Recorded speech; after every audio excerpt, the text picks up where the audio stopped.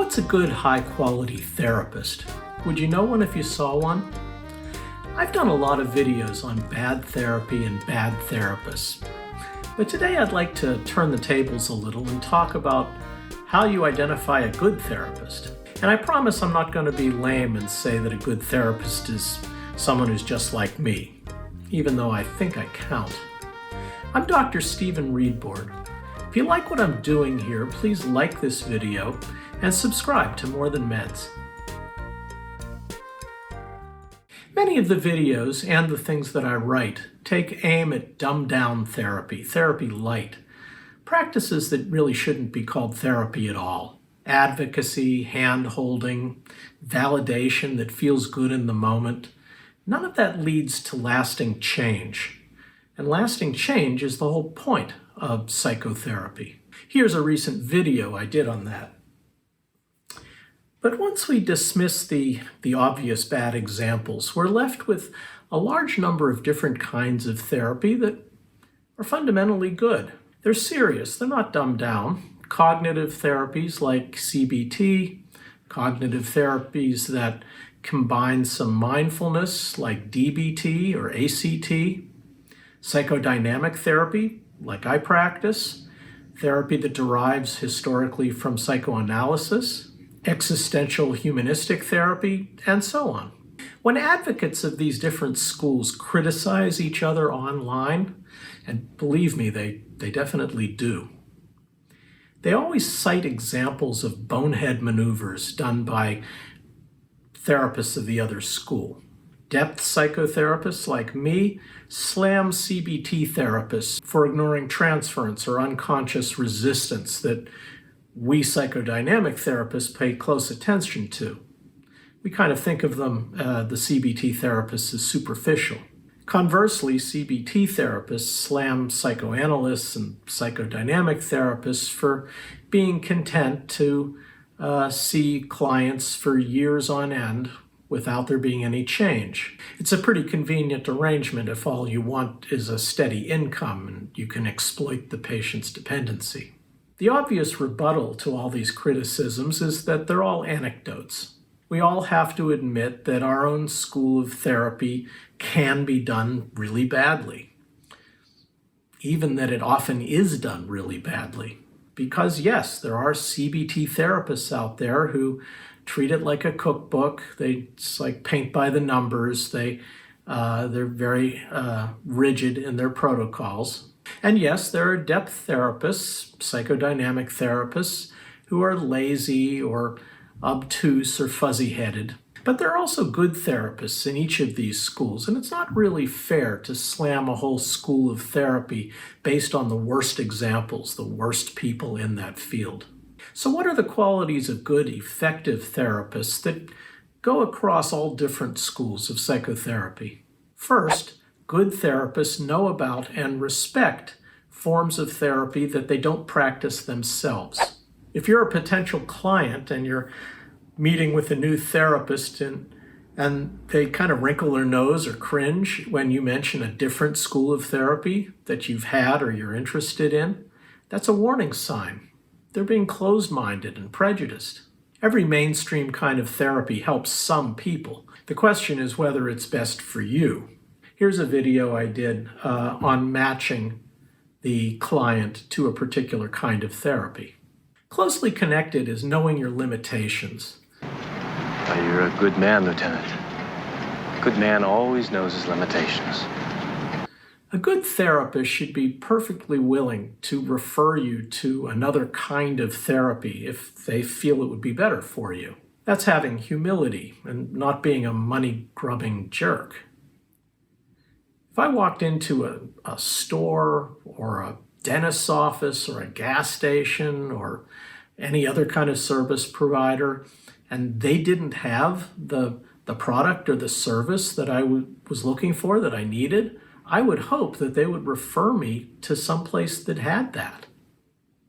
That they wouldn't just keep me there and try to sell me on the thing that I didn't need or want, but that they had. Mental health care should be at least as ethical as that.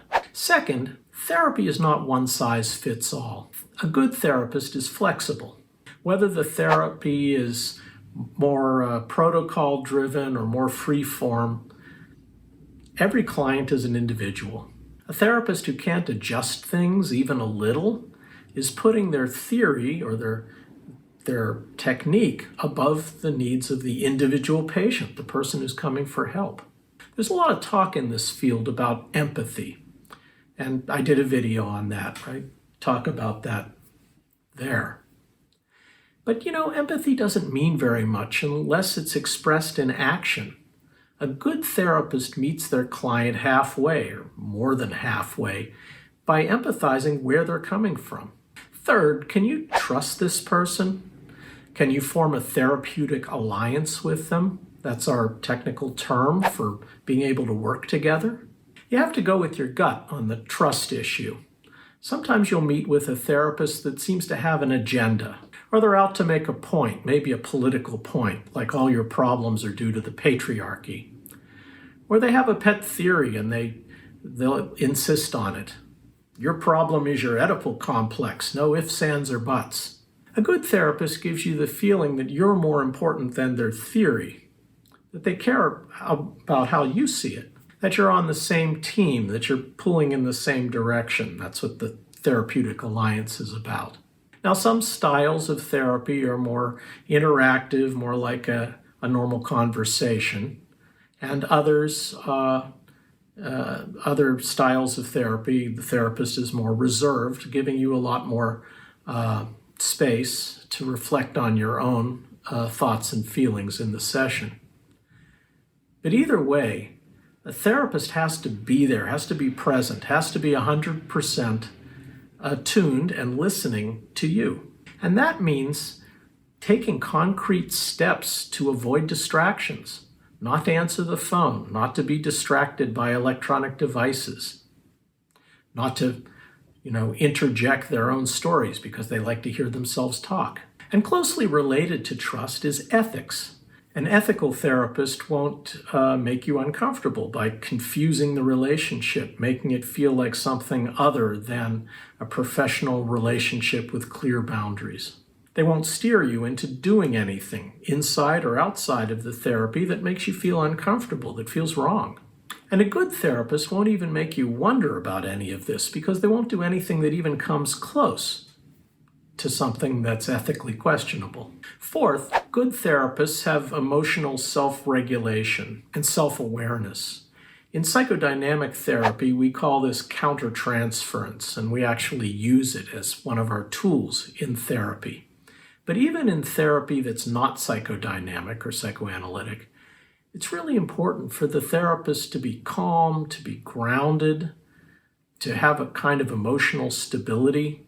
That emotional stability is really important to help the client or patient have emotional stability. Fifth, good therapists help their clients develop their own agency. They don't foster dependence. I like to say that my aim is to make myself obsolete, one patient at a time. I say that in that video. Good therapists don't trap their clients or try to keep them in therapy forever. And sixth, and I find this the most interesting point, it's why I made this video actually, can you play with your therapist? And can your therapist play with you?